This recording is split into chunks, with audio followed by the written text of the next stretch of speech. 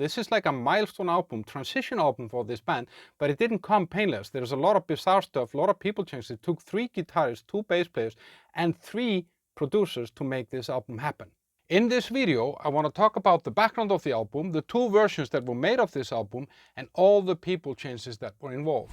Hi guys, this album here, Slide It In by Whitesnake, celebrates its 40th anniversary now, and this album has a story unlike most other albums have.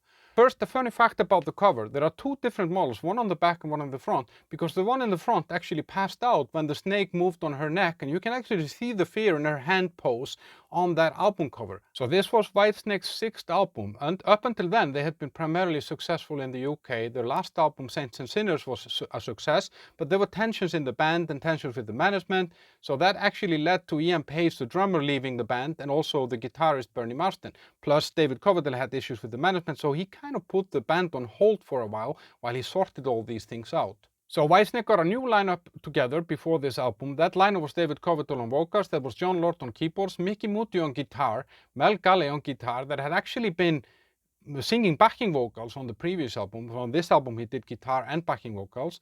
And then you had Cozy Powell on the drums and Colin Hutchinson on bass.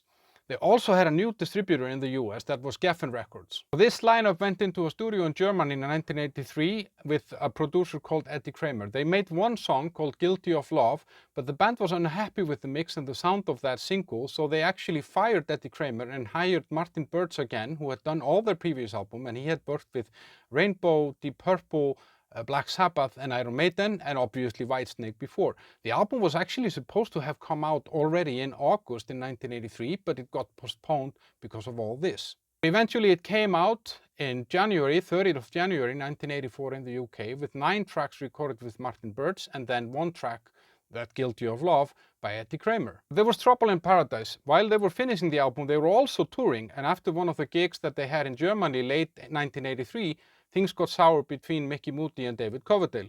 And the story behind that is that there was a party after one of the gigs, and then David Coverdale spent most of the evening talking to a new exciting guitarist that he had seen playing there, that was John Sykes, that was in Thin Lizzy.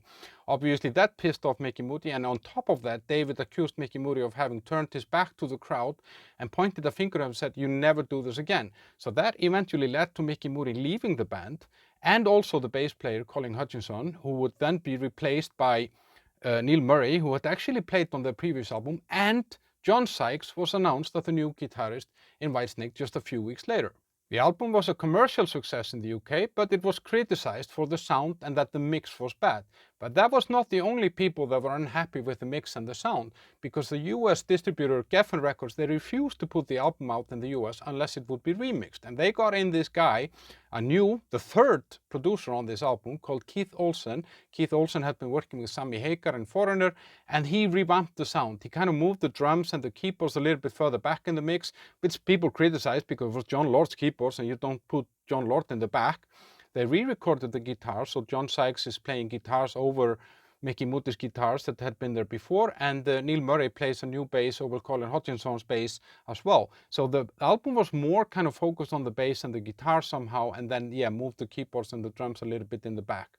And the sound was grander, somehow bigger. And there is actually a great video that I want to put in the first comment to this video on a channel called the Deep Purple podcast, where they actually compare those 2 versions, the UK and the US version. You can hear the difference. So the US version eventually got released mid-April 1984, and the band went on tour, minus John Lord, who went back into Deep Purple for their reunion, and Mel Galley, who actually got injured and then eventually fired from the band. So they actually toured as a 4-piece to follow up on this album in the US. So the American version of the album charted at number 40 on the American Billboard 200 and stayed 85 weeks on the charts, which is quite good.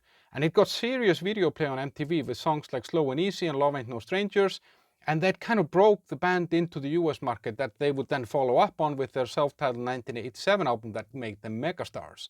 It has sold over 6 million copies worldwide and 2 million in the US alone, making it double platinum certified. So for me, this album is actually really good. I see it as a transition album for sure, and it is better than I thought it was, or better than I remembered it, let's say it like that. And I've always somehow admired how David Coverdale managed to kind of reinvent the band and slide them into that wave of American hair metal, glam metal, when that was in its heyday, getting his band into category with, you know, Mötley Crüe, Dokken, later Guns N' Roses and bands like this. And he really rode that wave, and going away from his kind of traditional blues rock foundation into being part of this mainstream metal that was happening there is actually quite a feat, and I'm sure it did very well for his bank account as well. So I'll be curious to hear if you like this album, whether you like the UK or the US version, and I would be very happy if you would like and subscribe to this video. And then I want to point you to those two videos here. First of all, I have this 40th anniversary of Bon Jovi's debut album here that I did the other day, and then I have a band called Dirty Honey with